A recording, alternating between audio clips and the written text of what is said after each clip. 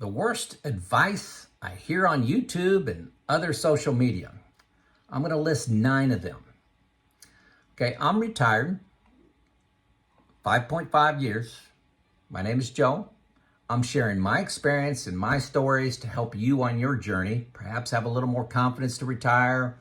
You're not alone in this. Hearing my journey, my story, my lessons learned may help you get some confidence, maybe even retire a little bit early. That's the purpose of my channel here. It also helps me learn a lot because if you have to teach something, you have to know it pretty well. So the advice I'm going to say is bad. That's because it's bad for me and bad for the vast majority of people I know. Okay, the circles that I run in, the couple of retirement groups, the comments I get, the emails, my family and friends. This advice just doesn't fit them, but it could fit you. And I'm going to try to, with each one of these 9, I'm going to try to highlight that. But I disagree with these 9 things that I routinely see and hear on YouTube. So let's get into it in no particular order. Number 1, and this is the bad advice, okay? My first phrase is going to be the bad advice. It's a mistake not to take Social Security at 62. Take your money when you can and from the government, and when you need it to spend, and you'd like to spend a lot more money when you're 60s and early 70s, why do you need a bigger check coming in your 80s? I don't think that's a good reason to take Social Security at 62. There are a lot of good reasons to take Social Security at 62. If you've been forced to retire and you need the money to be able to retire, you got longevity rates that are pretty low. Maybe it's you're not married and you don't need that longevity protection for a spouse. But take it slow when deciding to take Social Security.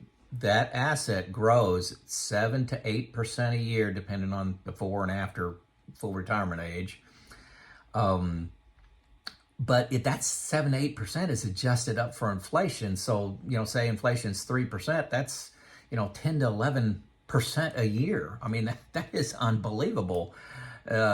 We can only hope the S&P 500 does that for the next 10 years, and Social Security is guaranteed to do that unless Congress changes it. So don't be quick to take Social Security at 62. I think it's misleading to say that's the best time. Number 2, here's the formula for the best withdrawal rate. 4%. And this is the bad advice, okay? 4% rule with guardrails. Take out a fixed percentage. Take out a fixed amount. Live off just your earnings. There's all these different rules for how to withdraw money. I don't know anybody. I've never talked to a single person that follows one of these rules. Most people, especially do-it-yourself people, they use something like the 4% as a check. So they'll have a budget. They'll use a comprehensive software package like New Retirement. They'll have a spreadsheet, and they'll say, here's my expenses, here's what I expect my money to grow at, here's inflation, and here's like what I'm taking out. Oh, and here's what the 4% rule says. So they'll just kind of say, oh, I'm taking out 4.2, 4.8, 3.8, 5, and they'll just use that as a comparison. But I don't know anybody that rigidly follows, even loosely follows one of these rules for how to withdraw money. I don't know anybody does that. Annuities. The bad advice around annuities, one, I'll say that annuities could be a great part of your retirement plan. But what I don't like is it's misleading, especially when they track an index. The speech is something like, hey, this tracks the S&P 500, so you can get the growth up to a maximum. Let's say it's 10%. And we're going to put a floor in there at 0%. So you're going to be between 0 and 10% all the time, okay? You will never make less than 0%. You'll never make more than 10%.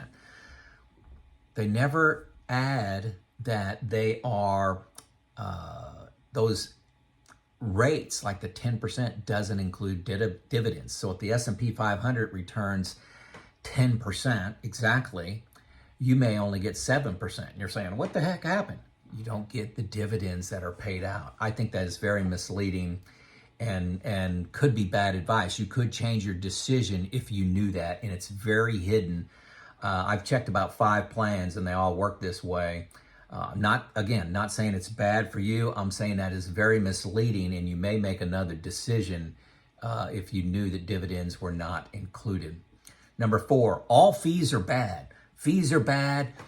People may not come out and say that, but there's kind of an inertia and sense of pride of paying low fees. A financial advisor paying them assets under management may be the smartest thing you do. If you're not willing to put into work to understand the rules of taxes and Social Security, long-term care, how your assets grow, inflation, if you're not willing to model that and understand that, spend time in a comprehensive software package or in a spreadsheet,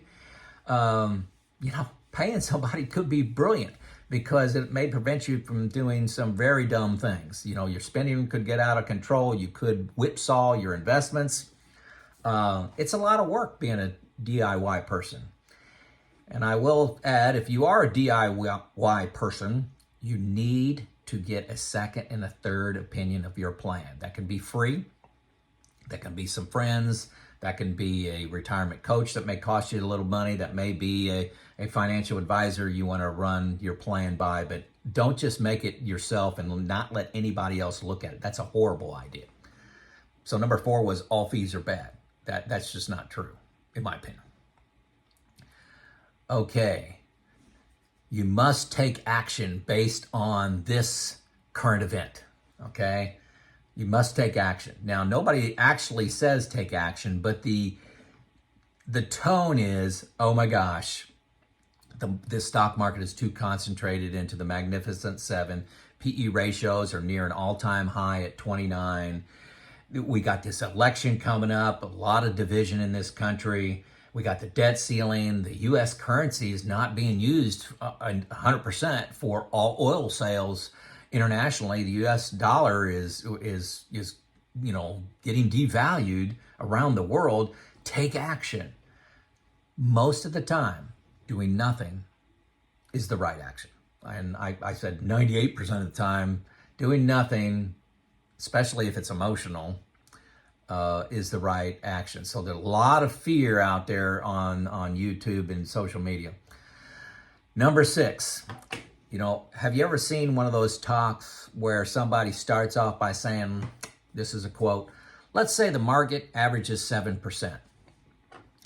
Well, using fixed returns during your withdrawal years, retirement, you're taking money out, is very misleading. The market does not return fixed rates, and when the market is down 20% and you're taking out a certain amount of money, say $5,000, that is a greater percentage of your nest egg when it's down than when it was at its nominal level, or even if it goes up. It's a bigger percentage, and you could run out of money by a phenomenon called sequence of return risk. If you get low returns early on in your retirement, even though over the 30 years of your retirement, say, averages 10%, if you got the first 5 years were horrible, you could actually run out of money. Where if the last 5 years was horrible, you have millions of dollars. And that's called sequence of return risk. Averages over a long period of time also does not mean what the next 10 years are going to be like. Okay, you cannot say, oh, I'm going to average 7% a year and all my models do that. Well, what if the next 10 years it averages 0, like it did 2000 to 2010, right? Essentially, the lost decade didn't happen. Nothing grew. So number 7, this is how much you need to retire. You need $2 million to retire. You need $2.5 million. You need $1 million to retire. That is a worthless. I don't. It's just bad advice. You've got to start with your expenses and then work backwards to how much money you need from your expenses. Hopefully that's pretty straightforward. Number 8, complexity versus complicated. Those are not synonyms. Complex problems involve too many unknowns. If it's complex, there's too many unknowns, too many interrelated factors to reduce to rules and best practices. So complex, it's just complex. So things that fall into complexity is, hey, we don't know what inflation is going to be. We don't know what returns are going to be. You don't know what your mortality is going to be. We really don't know what some of your expenses are going to be. Those are complex. Complicated means that it's hard to solve, but you can create some best practices, okay, and rules of thumb, or you can learn a little bit from history. So retirement is both complex and complicated. Many channels, and this is what, just a caution, many channels, the vast majority of retirement channels are produced by certified financial planners. They do a great service. They know the rules, the regulations. They interact with hundreds of people. Great stuff. But never forget, they're incentivized to make retirement complex and complicated for you so that you need their services, okay? You can do it yourself in retirement. The information is there. You can learn from history. You can put in estimates for inflation and returns, all based on history. You can run some Monte Carlo simulations. You can do this, okay? That's what I do. But I do get, what's critical is I do get a second, third, most of the time, a fourth opinion before I take any action, okay? So I don't pay anybody for that. I have 2 other people in my retirement group that are students like me of retirement. And then I have a financial advisor that's provided for me at no fee. So I have people that see my plan. So don't go it alone, completely alone. Make sure you have somebody to run things by. Also, listen to the channels that are teachers, not trying to make things complex and complicated for you. All right?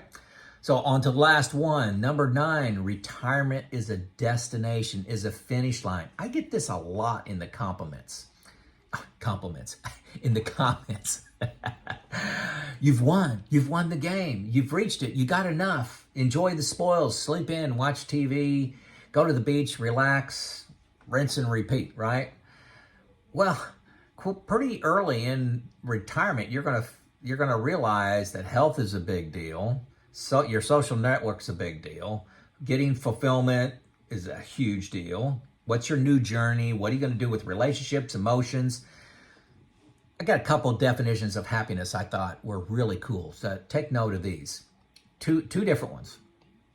First one, when reality meets, happiness is when reality exceeds expectations. So set your expectation, and when reality is better than that, you're happy. Okay, no matter how high they go. I'll just go on to the second one. Second one is happiness comes from advancing towards a goal. Okay? So if you think retirement is, going to the beach and sipping on a margarita all day, that's going to become the expectation. Okay? That's your expectation. And then that's your reality. And then you're not going to be happy. My judgment, you're not going to be happy because reality equals your expectation. And maybe you're going to expect it to be sunny every day, 72 degrees. Oh, it's hot. I got sandy. Somebody sat right in front of me. It's too windy, blah, blah, blah. Okay? So even sitting on the beach drinking that margarita is not going to guarantee your happiness. You heard it here first from Joe. Okay? I get feedback, and I said retirement is a destination, a finish line is the bad advice that I hear. I hear all the time that, hey, Joe, you're still working, you're making a YouTube channel, you're volunteering, you're doing some coaching on reliability and maintenance.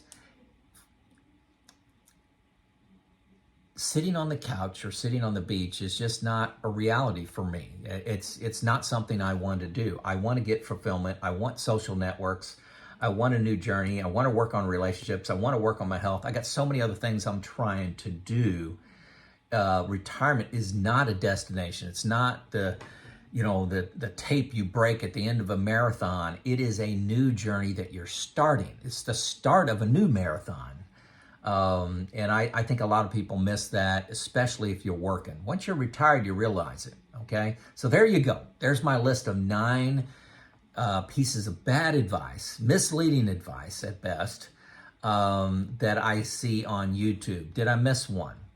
What do you see misleading or wrong with YouTube advice? Let everyone know in the comments. Get the discussion going. This is Joe out.